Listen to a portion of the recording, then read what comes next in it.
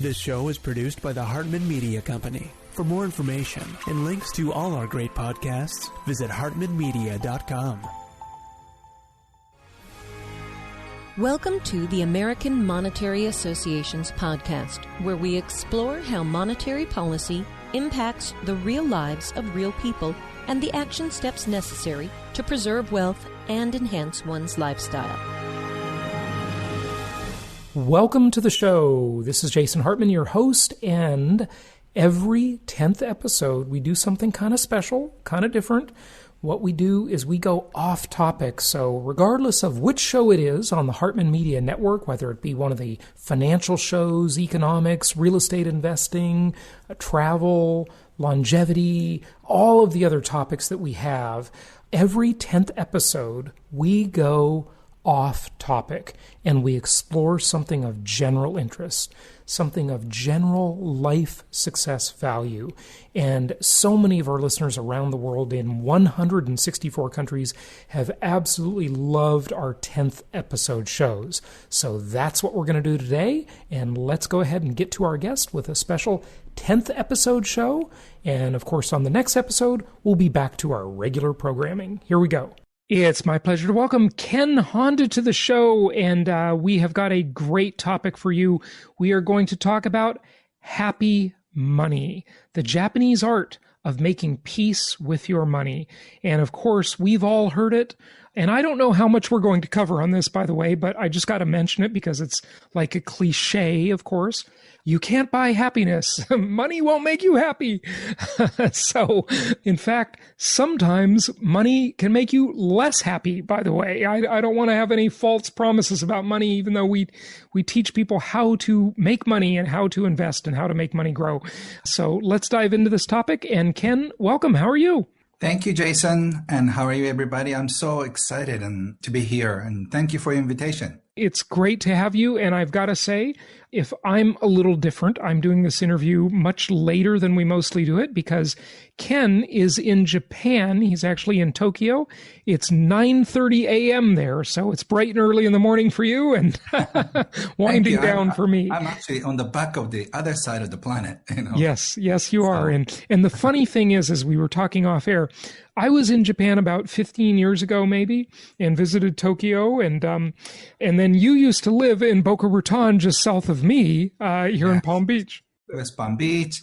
I love the area. And actually, I wrote a book on my stay there, which became a national bestseller. I sold about 1,500,000 copies. Which book was that? Teaching of a Jewish millionaire whom I met. And he taught me everything about money. That's why I became financially independent in my 20s.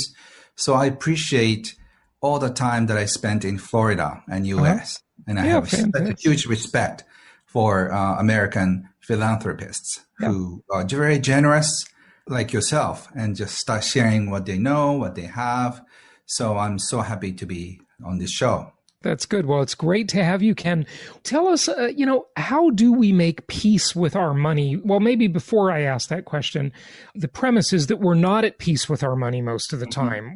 What do you mean by that? Unfortunately, we feel frustrated when we think of money. When we receive a check, we get frustrated because it's not more than we think. So we complain about how little we get paid.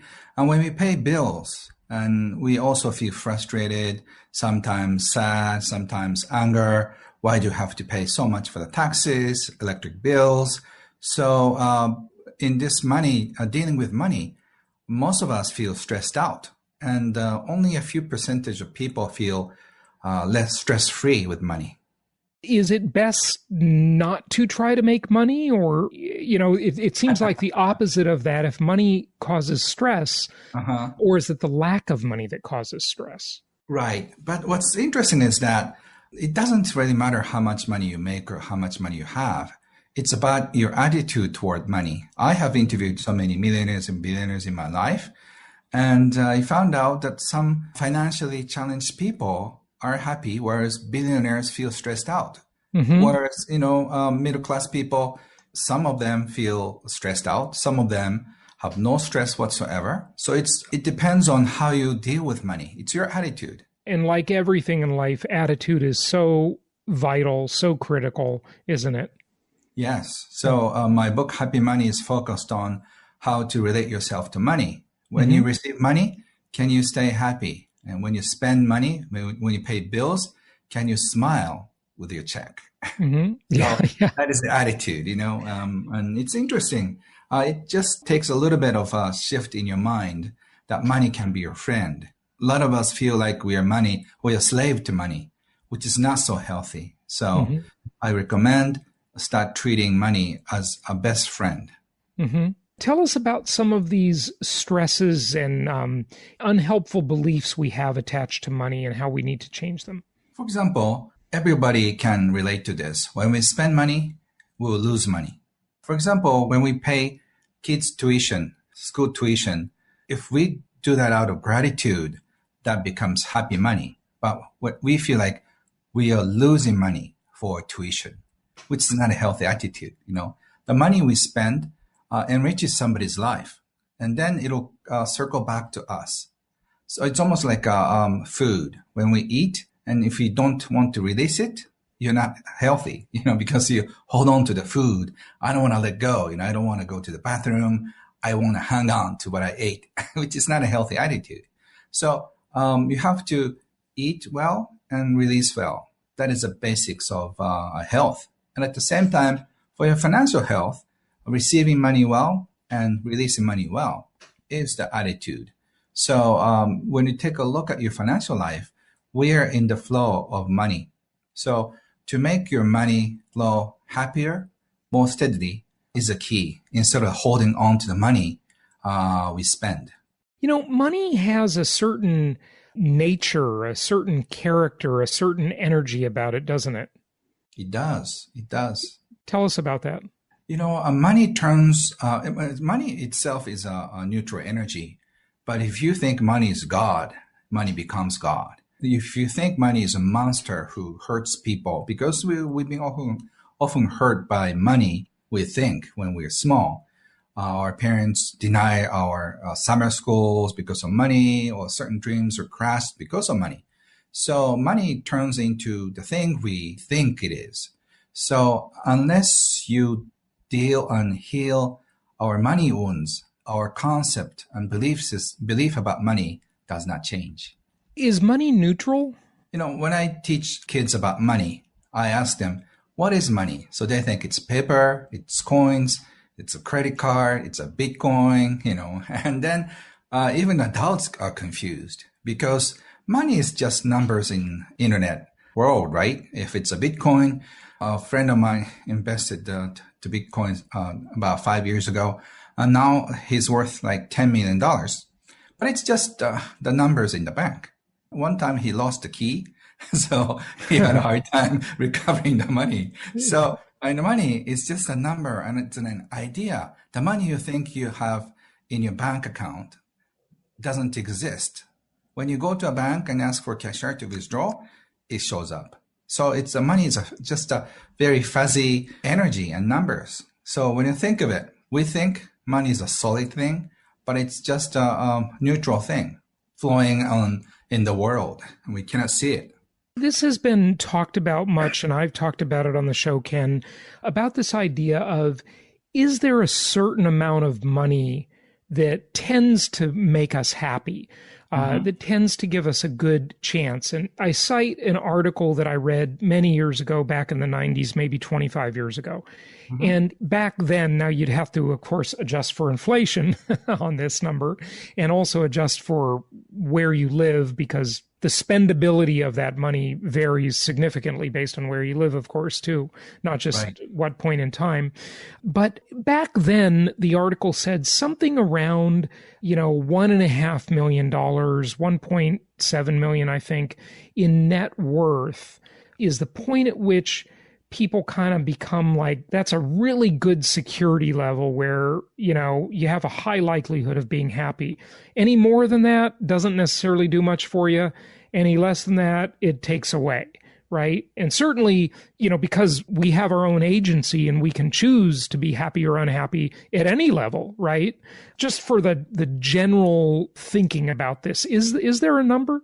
Yes, actually, I talked about this in New York with the publisher, editors, and I said maybe in New York you need at least $50,000 or $100,000. But if What you're is this, an annual income? annual income, Yeah. yeah. But if you live in a countryside, you need probably like $25,000, and you can make a decent life. But I think if you live in North America, for example, I think at least $30,000 or $50,000 will guarantee the basic comfortable level of life. And there's a statistics in North America. If you make from $50,000 up to $90,000, your happiness level goes up. But after $90,000 a year, it will not change so much. Mm-hmm. And if you make more than $2 million, you'll start feeling more stress because of the money. Why will the money make you feel more stressed? Because you get sued by lawyers, other people who seek for money. One time I sat down with my lawyer in New York. She said, I have to be careful because I'm writing a book on money. I asked her, is it like realistic that anybody is going after me? And she said, yes, if your book becomes a bestseller, everybody will follow you, with their lawyers. But if your book doesn't sell so much, they don't care about you. So yeah. I think there's some truth to that. If you make more than $2 million, people will start having attention on you. Fair enough. But I do think you need to make a distinction there, Ken. If you're an author who's a famous author, you're in the limelight. Certainly there are many very wealthy people who are very low key and nobody even knows they're rich, right? Like Thomas Stanley, the Millionaire Next Door guy, right? Yes, I love the book. Yeah. So, and I don't really endorse that book actually, but you get the idea, right? It's because you're in the public eye and, I am, because I talk about money, right? And it's an additional problem for this type of thing. But that's not necessarily true of just the normal person that's got a lot of money, right? Right. So I think if you feel comfortable with how much money you make or how much money you have, I think that is the happiness level. So I talk about the concept of money container. We are born with a certain size money container. Like Bill Gates and those people, like, Elon Musk, they're born with a bigger money containers. Whereas like regular people, we're born with a regular size money container. So if you try to make too much money, it's going to crack. So you have to know who you are and you have to sort of like accept who you are. And so one time I had a young college student approach me and he said, Ken, I want to be more wealthy than Bill Gates, Warren Buffett combined. Do you think I can do it? And I said, yeah, technically you can, but don't go for it because that will probably make you very miserable. Do what you love and make comfortable money. That contributes more happiness to you than just, trying to become the richest person on this planet. The money container concept, I mean, would that be equivalent to saying some people are just more ambitious than others? Or what do you mean by that? Not necessarily ambitious or not. Some people are good with money. Jason, you've seen people. Some people are sort of like have a natural gift around money or finding the right good real estate opportunities, where other people, they don't notice opportunities. So something like that. Some people are good with money. It's interesting. I give family counseling, for a family of 4 or 5. And even if you're born and brought up in the same family, brothers and sisters can be so different. Very different. Yeah. Brother is super good at money, but his sister doesn't necessarily do well financially. Right. It's because their gifts are different. And some people become gamblers, others become stingy, type of person, which fascinate me because, I think when we were born, certain characteristics are there. And of course you can change it, but I think it's with other things like your height and your just health and all the hereditary things. Yeah. Yeah. So I guess certain things are already decided when you're born. So you can, of course, change it, but don't stretch yourself too much because it's usually kills your happiness and peace of mind. Well, I certainly agree with you about siblings. I've always noticed they are very, very different. And I think that's just nature's way of diversifying the gene pool. If it's two siblings, they'll be complete opposites. One will be, super dependable business person, and the other will be a flaky artist type. And I guess that's the way of saying the world needs both. And nothing against flaky artists. A lot of them make great art, but you know what I mean. Yes, exactly. And I think it's almost like there's this irony and also mystery that we tend to marry the opposite side. Mm-hmm. Right? My wife is an artist. She's a singer. Uh-huh. So she doesn't care about money at all. She's a money indifferent type. And I've given a lot of family, a couple counselings too. And I often find out that a guy is a moneymaker, compulsive moneymaker type, who marries to a spender type. So they're always fighting because one person, or could be she, is making so much money, but the other loves to spend. So, they always have a hard time paying the bills. Yeah. Well, they balance each other out if one makes a lot of money and the other spends it. Yes, it does. Can't be all bad, right? Tell us more. What are some of the other principles of happy money? So I learned mostly from my mentor, Wahei Takeda, who's called Warren Buffett of Japan. He was one of the wealthiest individual, and he was a great investor in real estate and also stock market. And he taught me everything about money. That's why I could achieve financial independence in my early time. And he said the key to money is appreciation. He said, what you appreciate appreciates. What you appreciate appreciates. I like that. Yes. Arigato in, arigato out concept. When money comes into your life, accept it with appreciation. When money leaves your life, also thank the money for being with you. So by doing this, you start seeing yourself in the circulation of gratitude. And I thought it's a spiritual practice, but it's not. I divided my consulting clients into two categories. One, I said thank you all the time and brought some gifts to them. And the other group, I did nothing for the test, right? Mm-hmm. And 6 months later, I got so many referrals when I just took a good care of them by saying thank you so much for the business, and brought some small gifts like tea, herb tea, and book and stuff like that. So when you feel somebody appreciated you, you feel good about them. So you want to do something nice to them, back to them. So appreciation is really the key to abundance, and it works miracles. I wrote a book simply on this subject. On appreciation. Yes. Okay. Because it really opens doors to new opportunities. Mm-hmm. I like what you said about appreciating money when it comes in, but also thanking it when it leaves, thanking it for being with you. That's a really harder. Interesting way to look at it. That's harder. But when you pay something to somebody, that means you're getting some kind of service or goods in exchange for money. But not always. Sometimes you just get ripped off, right? That's true. Yes. Yeah. But you're getting learning experiences, as my mentor said. Okay.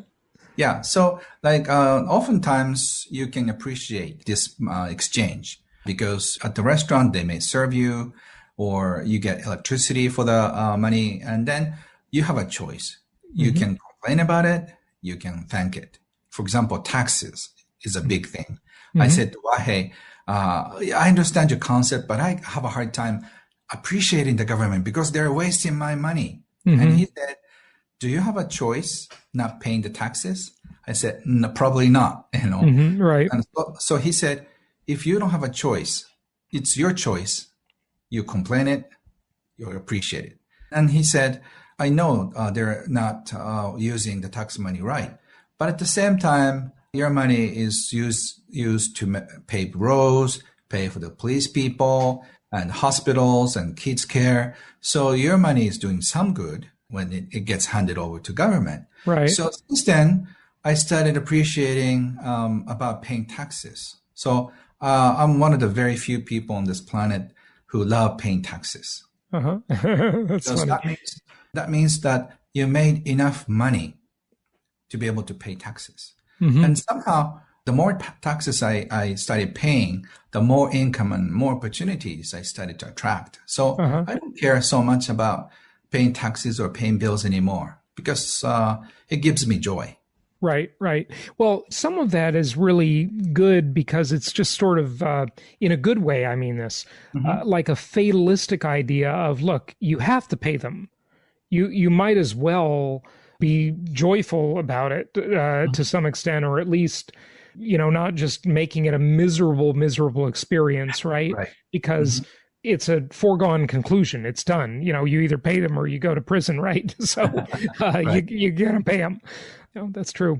I remember, when I had my first really good year in real estate when I was 24 years old, I paid the IRS like $125,000, and I took that canceled check and I hung it on the wall in my office, and it was just there by my desk right here, and people used to look at it and say, "Hey, that's a pretty big check. If you adjust that for inflation, that's like $400,000 today."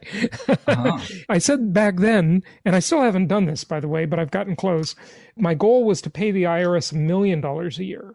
Because if I paid them $1 million, that'd mean I'm making $4 million. Now the tax rates have gone up since then. Okay, Right.